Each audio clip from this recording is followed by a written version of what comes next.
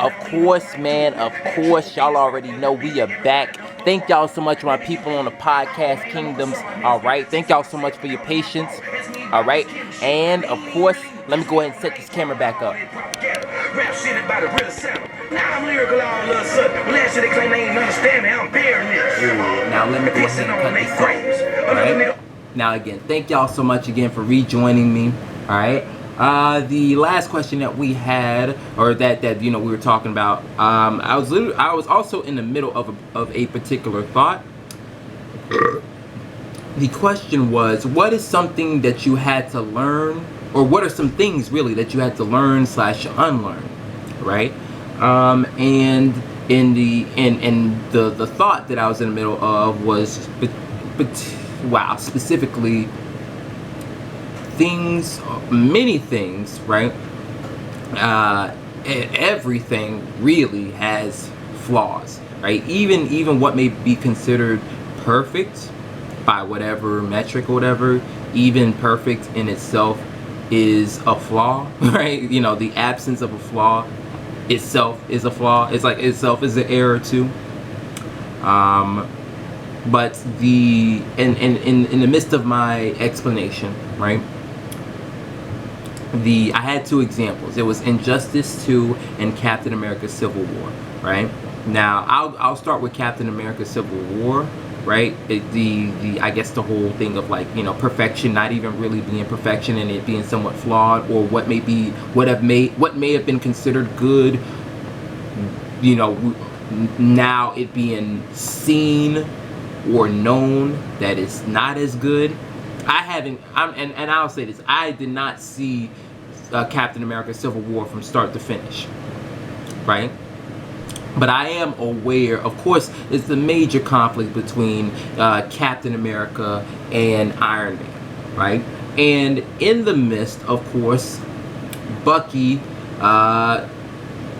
albeit controlled, by someone else or whatever, the death of Tony Stark's parents, right? And the truth sort of kind of coming.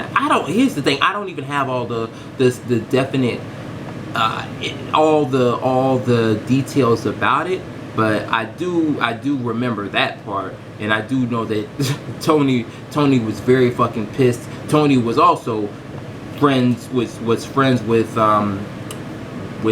Steve Rogers, Captain America, just as much as well, I'm not gonna say just as much, but just like Bucky. But of course, Bucky and Steve went back way further, right? But Captain America being the oh so virtuous, he's supposed to be the most virtuous, the best. I'm not gonna say best is not even the word. The most virtuous, the Avenger with the highest morals, right? I guess the goodest of all the Avengers. Of course, he didn't quite exactly look that at the end of that particular movie, because he sided along Bucky, and I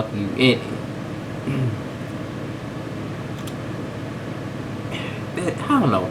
I really should have looked more into, again, I really should have watched some more of the scenes, but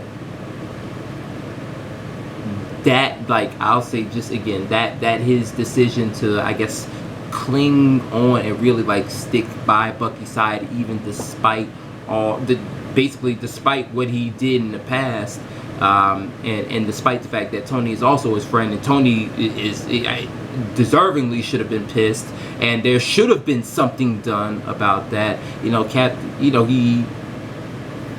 not only that, he helped Bucky, essentially, Bucky escape. So, let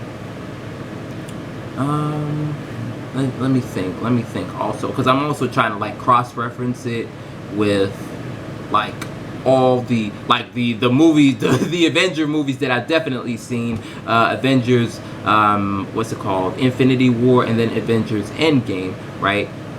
and of course, you know, when Captain America reappears, it's like, oh, okay, it's like, you know, oh shit, he's like now like a wanted, like he's wanted.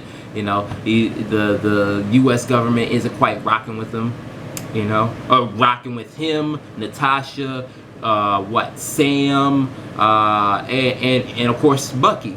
So, but I think that was one of those clear instances. He again, Captain America is supposed to be basically, you know, as close of a thing to perfect as any of the Avengers could get, but yet that was a major fucking flaw that he had. And not only that, but another instance that I could point to, right? What was it? Oh, it was in no, not Captain America. It was Avengers. What was it? Ultron, right? And Iron Man was making a suggestion that, yo, there's bigger and badder like opponents, you know, there. So Thanos, right? There's other people coming, right? Like they should build like some protection. There should be some protection measures. And Captain America was like, nah, we got us. And you know what? And Tony was like, yo, like we'll lose. And he'll be like, you know what? and Steve was like, yo, like we'll you know, lose together and all that other sort of shit. Then of course Infinity War came and happened. You know, Tony, I ain't gonna hold you. Tony held, like, of all the Avengers, even Pat, like, you look at all the movies, right? Like, he was the only one. He was the one who put up the biggest fight against Thanos. He put up the biggest fight against Thanos, right? But he, of course, he went out and Steve wasn't there, and Iron Man was pissed at him for that. Now, granted, there's, I think, it's reasonable. You can't quite entirely fault Steve for not like being there or whatever, but at the same time, you can't quite get. I mean, you get why Iron Man was pissed, right? Because not only that, one, Bucky done went through, killed his parents, right? And then Tony Stark and Captain America, they had this big ass fucking fight. It really is 2-on-1 big ass fight. Iron Man low key almost won. He low key almost fucking won, right? And so that right there, there's some betrayal going on. At least, you know, at least that's the feeling. You know, and I'm not gonna lie, I'm also considering this also partially. I'm more of a an Iron Man fan than a Captain America fan, so I'm a little biased, right? So I might be a little bit biased, but nonetheless, so again, Captain America really more so, I think is the greater example to be taken from and really applied to this particular idea again of, hell, even perfect not even being perfect. Right?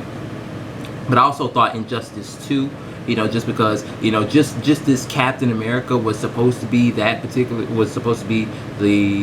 like the one who's most virtuous with the highest morals and yada yada. When it comes to, you know, the superheroes in the DC universe, Superman was supposed to be that. He was supposed to be that, but nonetheless, you know, in Injustice 2, hell, y'all should go check out the gameplay. Y'all should go check out the gameplay that I got on my channel. But, you know, I mean, you know, you see what happens. Now, granted, I ain't gonna hold you. I sided with Superman, but Superman, you know, he got pissed. He was fucking pissed ever since he lost Lois. You damn right. Wait, my fault. Is it Lois or Diana? I don't fucking know. One of those two. Fuck. I think it's Lois. But, yeah, ever since then, that boy ain't never been the same. That boy ain't never been the same. But that's all I'll say about that. Then I'll go ahead and move on to the next one, right? I guess the third thing that I really learned is like there is a dynamic of control and lack thereof, right? So there's like self-perseverance and luck, and there's taking matters into one's hand and fate and fortune, and it really all, and it's tough because there's like so many. I think sometimes like there might be some people that think that it's mostly or all of self perseverance, or one's own actions, I guess being the main, being the only either main or sole thing at play. There might be others that think, okay, well, it's fate and fortune as the main or sole thing about it. But really, I think in actuality, it's a whole bunch of shit at play. That's why life is so unpredictable. There's so many different factors or whatever that it's like, oh shit. I mean, I don't. Sometimes a lot of times you can't even call it. A lot of times where things are I think. Okay, I'll say this. There's so many different factors, right? Again, self-perseverance, luck, fate, fortune, love, greed, hate, all that other sort of shit. Like a whole bunch of shit at play. That's why I think that is why, there are a lot of times, a lot of people can relate where they think that, oh, well, like, given what what I mean in a particular situation, one would think that this particular outcome would be reached, but that didn't happen. I think there's other shit. Again, I guess I'm just gonna keep repeating myself, but yeah, there's other things at play that also have an effect as well. But I guess, one more, I guess the final note that I made with regard to the dynamic of control and lack thereof, really, I think maybe the greater thing to take out of it is like the dichotomy. It is dichotomy, but one has to exert and take some control. Like, okay. This last point was more so. Was the last point that I put was like, again, I'll just reiterate, one has to exert and take some control because there are because of the fact that there are other things at play. So although I just went through and talked about how there are so many different forces, so many different concepts just present, and I'll just say just there. Damn, you know what? Let me push this back. I want to see my crown, y'all. But anyway, there's just so many things just there. I don't know. How do I feel like it would be like doing, like, I'll use mathematical examples. It would be like doing PEMDAS, right? And thinking that in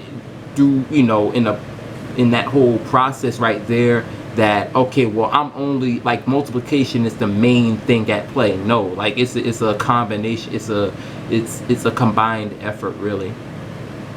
But despite that, I get, like, the point that I made for myself was that one still has to exert and take some control. Like even despite what may be the case, one still has to again make an effort. And I think more so what really I was trying to draw at is, even though they're like, and I'm speaking this is going to be like really general, but although things may seem to appear a particular way, or they may appear a certain type of way, or they may really be a certain type of way, there's still something that has to be done. There's still something that has to be done on our part as well.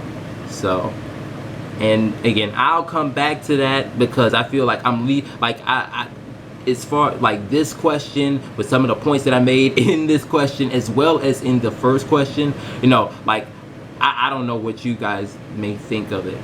Again, y'all leave that down in the comment section below.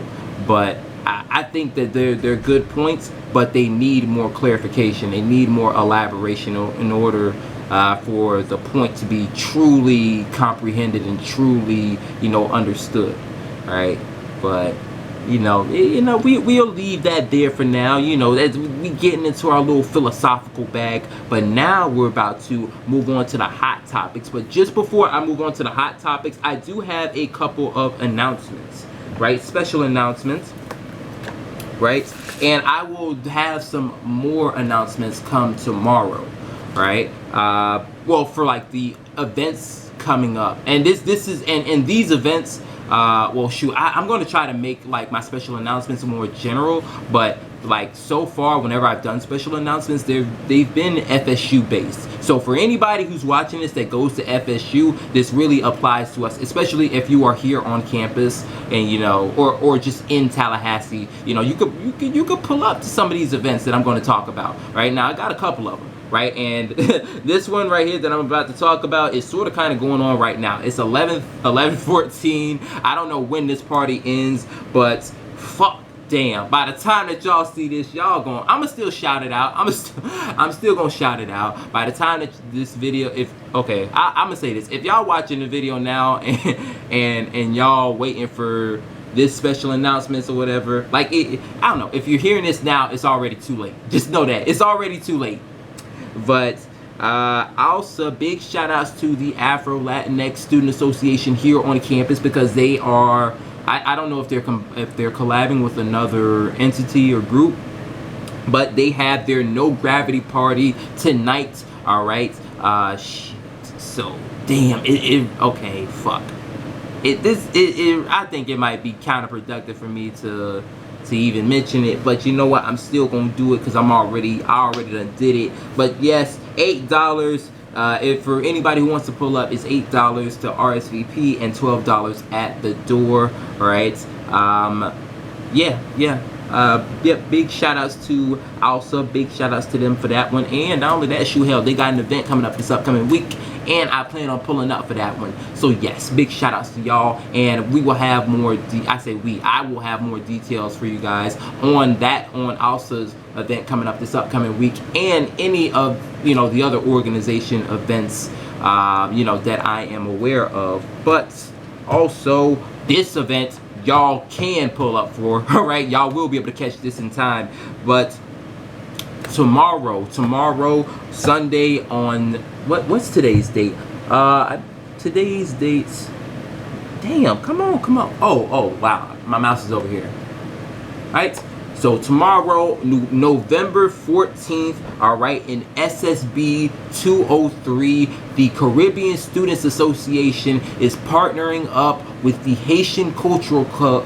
Wow. Haitian Cultural Club. Goddamn, I can never fucking get my shit together. All right, but again, CSA and HCC, they're combining efforts, and they are putting on one hell of a potluck. Right, one hell of a Sunday dinner. All right, so y'all, again, that's going down in SSB 203, and that's going to be going on from 4 to 6:30. So y'all make sure that y'all pull up. All right. Oh, and again, it's a potluck, so y'all try to bring a little bit of something. All right, contribute a little something. Everybody gonna be, well, shit, most people supposed to be bringing food. People are supposed to be bringing food. All right.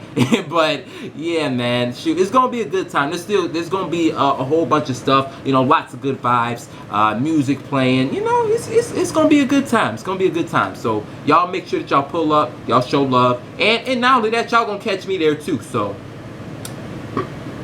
ooh, excuse me, that one was a little wet. That was a wet burp, but whatever, it's cool. Again, big shout outs to those organizations, and you know what, again, y'all pull up to that. All right.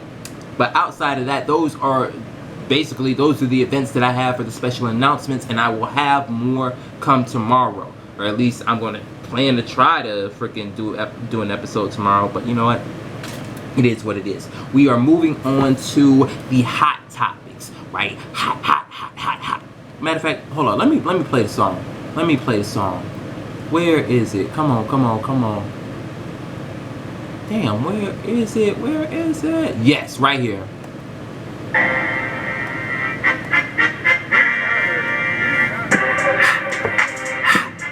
Hot topics. It's the hot topics, baby. Oh, come on, y'all. I need y'all to get in on it. Hold up. Everything litty, I love when it's hot. Hot topics. Let's go. Over here at the Royal High Table, I mean, maybe one day we might get some hot pockets, but we have the hot topics. All right, and the first hot topic that we have for today is something that I titled "Something Deeper Than What It Seems." All right. The official title of the article that I'm going to, present information to you guys is called "Nick Cannon Answers Favorite Baby Mama Question After Saweetie Plans Fall Through." All right, and this is coming from Kyle Eustace of the Hip Hop DX website. All right, so again, big shout outs to Kyle Eustace and also big shout outs to Hip Hop DX.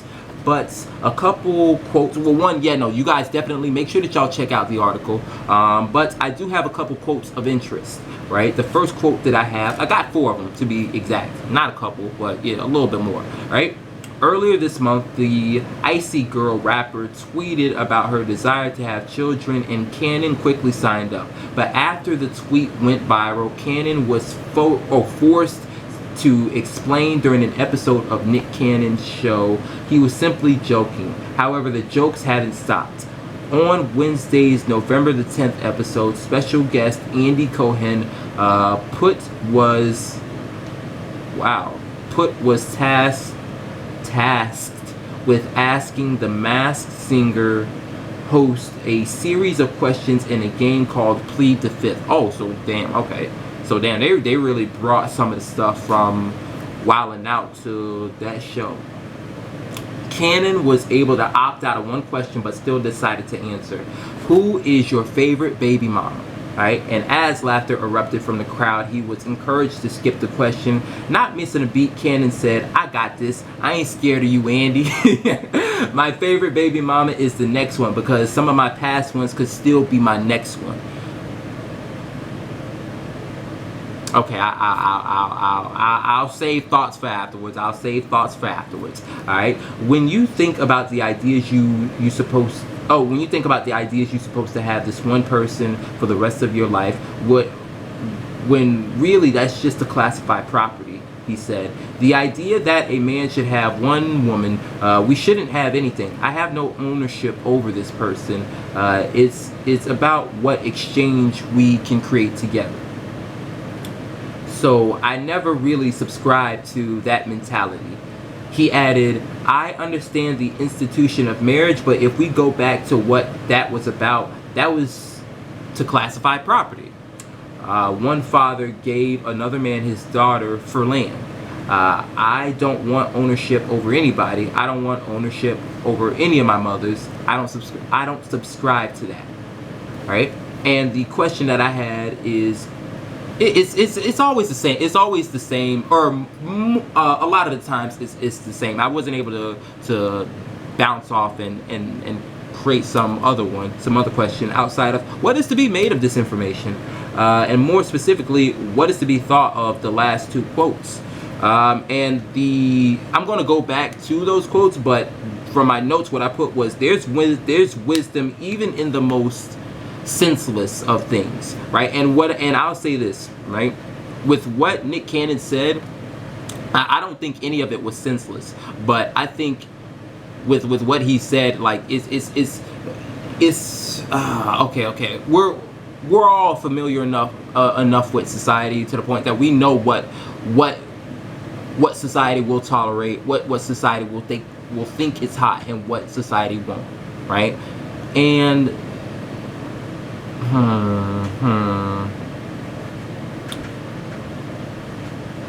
and I can see society, of course, having a problem with it. I could also see a portion of society agreeing with it, but just overall, from what I think, I don't think any of this is senseless. That's actually a very good outtake, very good way of just considering things. All right, he wrote.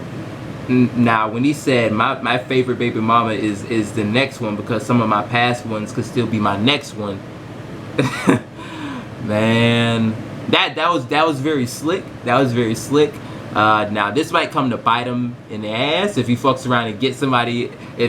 If he gets somebody another woman pregnant, and then he gets more women pregnant after that. Because somebody might go back to this moment and be like, oh, so we know that your favorite baby mama is insert the name of whatever woman, but you have children even after the fact and all that other sort of jazz. Now, granted, hell, society ain't gonna take too kindly to, and you know what? To some degree, fuck society. But yeah, no, they definitely ain't. Man, they ain't gonna be with the whole, fucking all. Wow, okay, I was about to state it plainly, but having sex and impregnating a whole bunch of different women and all that other sort of jazz.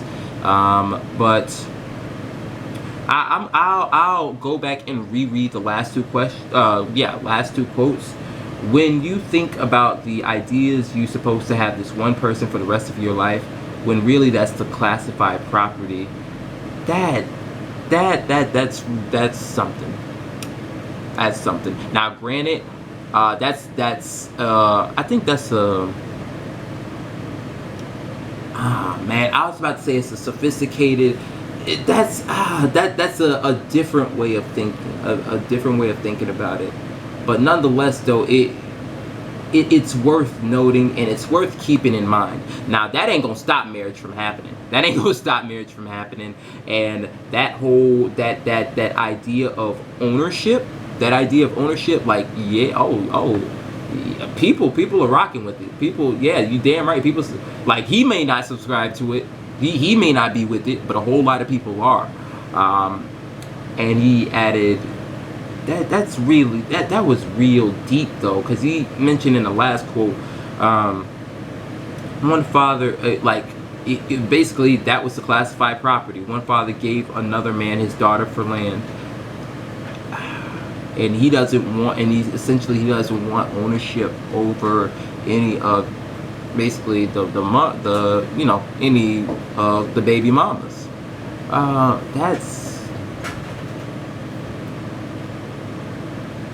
I don't have at this moment. There isn't anything else outside of, like, I think, I'm not gonna lie, I feel like that's commendable. That's commendable to some degree. That because I think it's commendable just because I don't know how many people would have even stretched would have even put the brain cells together. I mean, you know what, I'm not trying to call nobody dumb. I don't think it, but I don't know if anybody would have big brained it like that and really thought of marriage like that, like the whole the ownership aspect of it. Like, I'm not trying to own any of, I'm not trying to own any of the women that he's not trying to own any of the women that he had relations with. It's just, damn, that's so deep. I really like that. And that's why I chose. Sometimes it's deeper than what it may seem. Like that was next level. That's next level type stuff. That's next level. I think that might be that might need to be something that is kept moving forward. The only thing that I would have about that, like, that it's a nice way of interpretation of basically interpreting marriage, or interpreting basically, I guess, relations and all that other sort of shit. It's just it's the application of it, right? It's now that concept is, and matter of fact, perhaps it's not some new concept. Perhaps it's not something new to many people. Perhaps it's not something, a number of people probably already knew. But this is, well, now that particular concept is going to, again, get some more limelight because now the media is focusing on it. But I think one issue is, I think it's more so that should be kept in mind. It's more so the application of it that concerns me. All right, it's always like I guess furthermore, we've all, like, I think many of us can relate, or can at least imagine times where, like, it's easy to get 1 to 1, 1 to 2, but it's hard for 2 to 2 to 4, or 2 times 2 to 4 for whatever reason, and it's hard to go even higher above that. So it's So I don't know. It would be very interesting to see what comes of it. I think this, yeah, Nick Cannon, like the Nick Cannon baby mom, sweetie shit. I might keep up with that. I might keep up with that. Next, probably tomorrow, I might try to find an article about that, and not only that, develop some other things to say about this particular topic outside of that was deep. But to be honest with you, that was that. I think I know I tried to refrain from calling it sophisticated, but I think